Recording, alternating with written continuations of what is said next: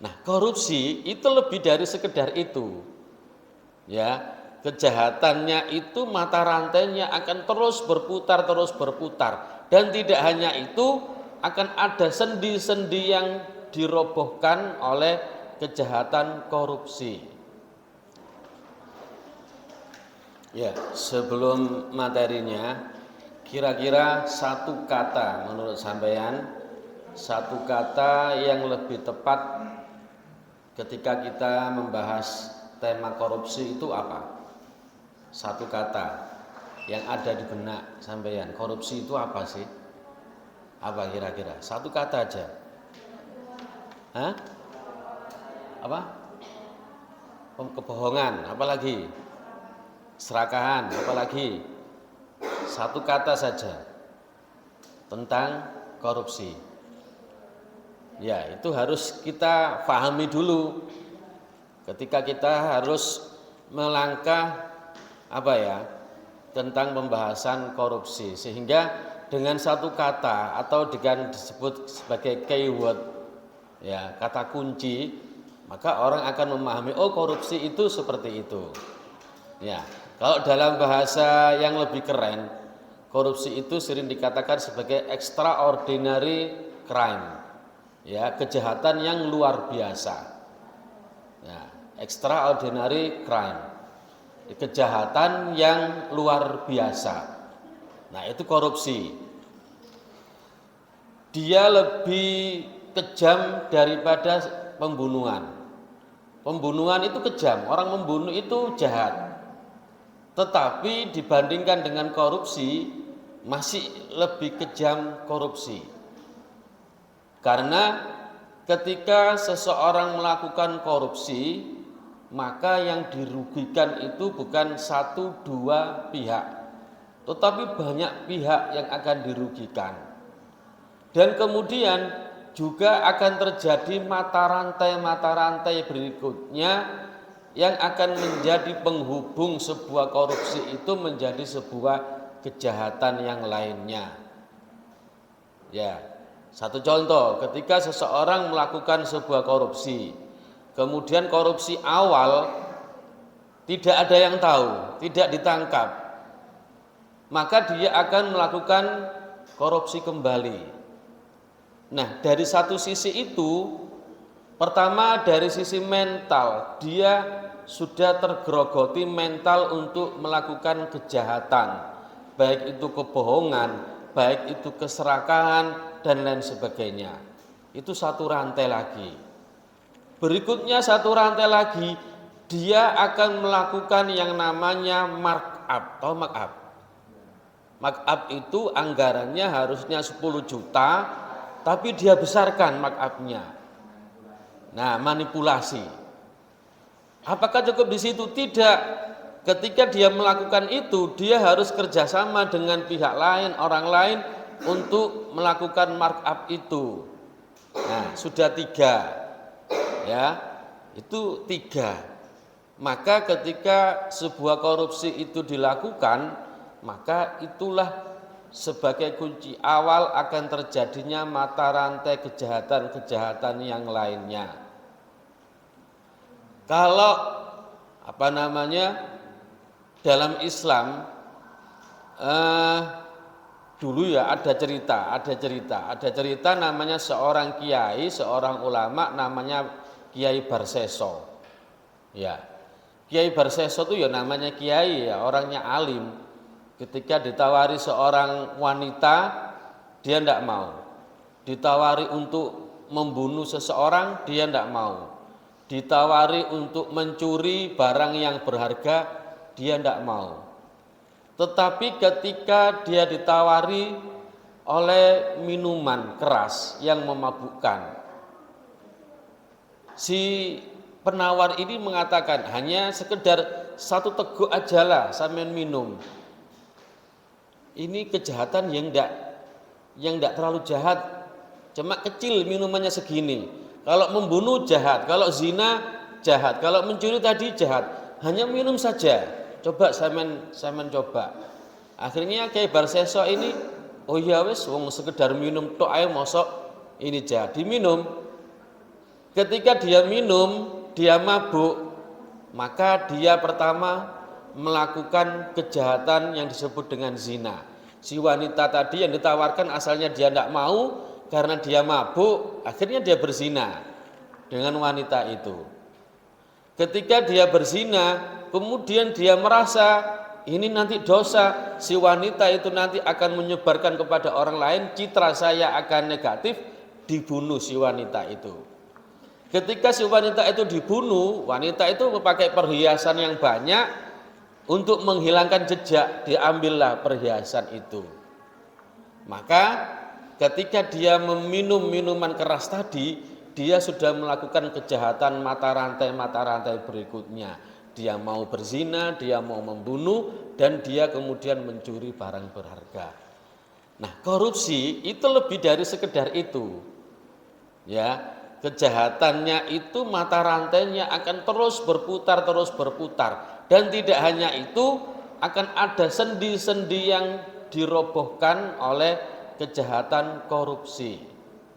Satu contoh, misalkan bangunan ini harusnya misalkan semennya itu 10 misalkan, tapi karena dia melakukan kejahatan korupsi dengan cara markup, penggelapan, dikurangi semennya, dikurangi 2, 8 saja yang dipakai. Maka dia dapat keuntungan keuangan, tapi kualitas bangunan ini, gedung ini misalkan tidak bertahan lama. Beberapa tahun bangunan ini roboh. Nah, ketika bangunan ini roboh, apa yang terjadi? Di dalamnya ada mahasiswa yang sedang kuliah. Berapa orang kemudian mati misalkan. Berarti dia sudah membunuh berapa orang. Ya, disitulah maka korupsi itu adalah disebut dengan sebagai kejahatan yang luar biasa, extraordinary crime. Nah, apa sih korupsi itu? Ini ya, ini kecurangan. Langsung aja ke sini.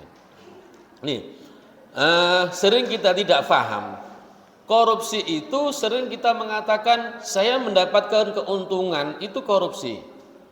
Tetapi yang kedua ini loh, yang sering tidak kita sadari, ya, korupsi adalah setiap orang yang secara sah melawan hukum ini ya, memperkaya diri sendiri atau orang lain. Kita sering mengatakan memperkaya diri sendiri ini korupsi. Tapi memperkaya orang lain itu juga bagian dari korupsi. Ini yang sering tidak menyadari dan kemudian kita kena tangkap KPK. Contohnya apa sih? Begini contohnya, saya misalkan kepala dinas, ya, ada teman saya menawarkan proyek, menawarkan program. Ini program ini, barang ini harganya 10 juta. Coba nanti sampean masukkan ke anggaran sampean 15 juta. Oke. 15 juta saya setujui. Saya tidak dapat uang sepeser pun dari itu. Dia, teman saya, dapat keuntungan yang besar 15 juta. Inilah yang disebut dengan memperkaya orang lain. Itu juga korupsi. Nah, ini ya, ini yang harus dihati-hati. Loh, saya tidak dapat apa-apa dari situ ya. Dia yang dapat banyak. Sama, sampean kena kasus namanya korupsi, undang-undang tentang korupsi.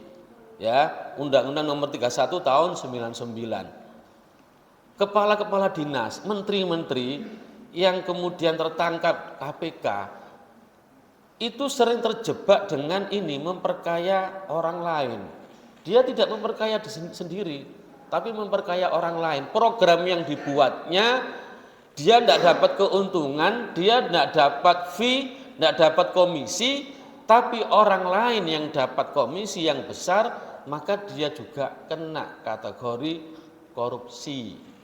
Nah, itu Menteri Agama itu 3 orang yang kena kasus korupsi loh ya. Sampai Menteri Agama loh ini. Menteri Agama, ada yang satunya itu hafal Al-Quran, 2 apa 3 gitu ya, 3. Nah, secara sadar loh, masa saya Menteri Agama kok korupsi? Nah, ini memperkaya orang lain. Dia tidak sadar ketika kebijakan itu dia tanda tangani, ada keuntungan yang tidak wajar masuk ke orang lain. Dia tidak dapat apa-apa. Ya, tapi karena dia memperkaya orang lain, maka itu juga kategorinya adalah korupsi. Nih, bentuk korupsi itu yang pertama adalah penggelapan. Contoh penggelapan itu begini. Ada program atau ada proyek pengadaan komputer. Ya, sampean misalkan jadi ketua panitianya atau jadi penanggung jawabnya. Ya. Terus kemudian bilangnya begini. Ini perusahaan saya pesen komputernya 9, tapi sampean tulis 10 di situ. Maka yang dikasihkan di perusahaannya itu 9, yang 1 dia bawa pulang. Barangnya ketika di laporannya 10, tapi dicek di lapangannya barangnya cuma 9. Itu namanya penggelapan. Menggelapkan barang, mengambil barang yang bukan miliknya secara tersembunyi. Atau contoh lain begini. Contoh lain misalkan pengadaan komputer jumlahnya 10 tapi tulisan 11. Ya, tulisan 11. Sehingga yang 1 ini jangan dirupakan komputer. Kan ada uangnya. Itu uangnya kasihkan ke saya, tapi laporannya 11, barangnya cuma 10. Itu namanya penggelapan. Terus suap. Nah, apa sih bedanya? Nanti ada suap, ada gratifikasi. Ini ya. Suap itu begini. Saya kepala dinas, terus kemudian membuka lowongan tenaga kerja baru misalkan. Terus sampai datang ke saya, Pak, saya sedang memasukkan lowongan pekerjaan ke perusahaan Bapak. Kepala ya, saya kepalanya misalkan, direkturnya. Terus saya ngasih uang 10 juta. Ini Pak, saya kasih uang 10 juta, tolong nanti saya diterima. Kemudian pengumuman saya diterima. Lah itu namanya suap. Ada kepentingan, ada perjanjian khusus. Pak, saya kasih uang 10 juta Pak ya, tolong saya diterima atau tolong anak saya diterima. Itu namanya suap. Suap itu juga termasuk adalah korupsi. Terus gratifikasi. Nah, bedanya apa sih dengan gratifikasi? Gratifikasi itu begini. Ada orang ya, saya direkturnya, saya membuka lowongan pekerjaan di perusahaan saya. Kemudian ada orang yang diterima. Dia tidak kenal dengan saya juga tidak kenal dengan dia. Ketika dia sudah diterima, dia datang ke tempat saya. Pak, saya membawa uang 10 juta, terima kasih saya sudah diterima. Nah, itu namanya gratifikasi, pemberian uang. Ya, pemberian uang secara cuma-cuma. Beda dengan suap tadi ya. Kalau suap itu di depan sudah ada perjanjian. Kalau saya diterima, saya kasih sampean 10 juta, Pak. Nah, itu namanya suap. Kalau gratifikasi tidak ada perjanjian. Begitu saya diterima, sebagai ucapan terima kasih, saya datang pada kepalanya, saya kasih uang 10 juta. Itu namanya gratifikasi. Nah, itu disebut juga dengan suap. Nah, sekarang misalkan pejabat. Pejabat itu sering kalau kunjungan kemana saja, itu sering mendapatkan hadiah. Misalkan dapat hadiah mobil. Misalkan presiden mengunjungi pabriknya mobil Honda misalkan di Jepang. Pulangnya, nah dia mendapatkan hadiah misalkan mobil. Apakah itu gratifikasi? Iya. Makanya ketika dia mendapatkan hadiah, seorang pejabat publik, pemerintah atau apalah, dia harus melaporkan kepada KPK dan menyerahkan kepada negara hadiahnya. Tidak boleh, harus diserahkan kepada negara. Nah, itu hati-hati kalau saya menjadi pejabat publik. Ya, nih yang makanya kan sekarang mulai tahun berapa itu kan kalau hari raya sama tahun baru tidak ada apa namanya itu yang dulu bingkisan apa namanya? Yang dikirim ke rumah itu loh. yang bingkisan-bingkisan yang dulu kan ramai, apa namanya? Parsel, parsel. Ya. Dulu kan parsel masih diperbolehkan. Ketika kemudian ada undang-undang gratifikasi itu, maka parsel itu juga termasuk gratifikasi. Ya. Parsel itu adalah termasuk gratifikasi. Pemberian yang terkait dengan jabatan saya. Misalkan saya kepala dinas, orang bawahan saya ngasih saya parsel ketika hari lebaran, ya lebaran atau tahun baru atau Natal misalkan kalau dia non muslim. Kasih parsel. Nah, karena saya seorang pejabat, saya menerima parsel. Coba kalau saya bukan pejabat, bukan kepala, saya tidak akan mungkin menerima parsel. Ya, maka ketika seseorang menerima sesuatu yang itu terkait dengan jabatannya, maka itu disebut dengan gratifikasi. Lah itu tidak boleh, itu namanya korupsi. Makanya sejak ada undang-undang gratifikasi itu tidak ada sekarang yang namanya parsel itu di kepala dinas, tidak ada. Ya, baik itu lewat secara nyata berupa parsel ataupun lewat rekening. Karena rekening yang dimiliki oleh seorang pejabat publik itu sudah didaftarkan kepada kekayaan negara. Nah, itu dikontrol. Ya, ada lagi bentuk korupsi yang disebut dengan kecurangan. Kecurangan itu begini, kecurangan. Saya kepala dinas, misalkan, yang tidak terkait dengan penganggaran sebuah program, kemudian saya ikut menganggarkan program, maka itu disebut dengan kecurangan. Satu contoh, misalkan, kepala dinas itu punya bagian-bagian, punya kasih-kasih, kepala si. Ada kepala si penganggaran. Saya kok tiba-tiba ikut terlibat dalam pengadaan misalkan pengadaan komputer paling gampang misalkan. Maka itu disebut sebagai sebuah kecurangan, penyalahgunaan wewenang. Wong bukan wewenang saya untuk pengadaan komputer, kok saya ikut menganggarkan pengadaan komputer. Nah, itu disebut dengan kecurangan atau dalam bahasa Arabnya disebut sebagai khianah. Ya. Saya balik ke sini lagi, suap tadi ini. Hari ini mungkin lagi rame kan, sebentar lagi pemilu. Caleg-caleg itu kan bertebaran di mana-mana. Ya. Nah, bagaimana kalau saya menerima uang dari seorang caleg, kemudian dia minta saya untuk mencoblos dia? Boleh enggak kita terima uangnya atau misalkan kasih sembako? Terima boleh, ya. Tapi sampeyan pilihannya jangan terkait dengan pemberian. Semakin banyak yang memberi kan enak. Ada partai A, partai B, partai C ngasih sampeyan, terima aja.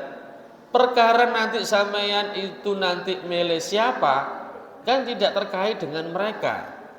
Ya, tidak terkait dengan mereka memberi saya apa, memberi saya berapa, tidak ada hubungannya. Ya, saya itu termasuk orang yang tidak mau didatangi oleh orang-orang caleg tersebut. Ya. Saya itu kan termasuk ketua NU Kecamatan Sukolilo, sini kan ketua NU-nya saya. Ada yang menghubungi saya, Pak, ini ada caleg ini mau ke rumah. Saya cuma bilang, jangan ke rumah saya lah, nanti ke kantor saya aja mau ngomongan. Akhirnya 3 orang kemarin yang mau nemui saya ya enggak jadi nemui saya, enggak mau. Karena saya tidak mau didikte oleh orang-orang tersebut. Saya sudah punya pilihan, bahkan gini ya. Bahkan anak saya, istri saya itu aja enggak, ketika dia tanya saya menyoblos apa? Saya enggak pernah bilang sama anak saya maupun istri saya. Namanya pemilu itu kan luber kan ya, jurdil kan, luber. Apa luber itu? Langsung, umum, bebas, rahasia. Kalau rahasia ya enggak boleh tahu.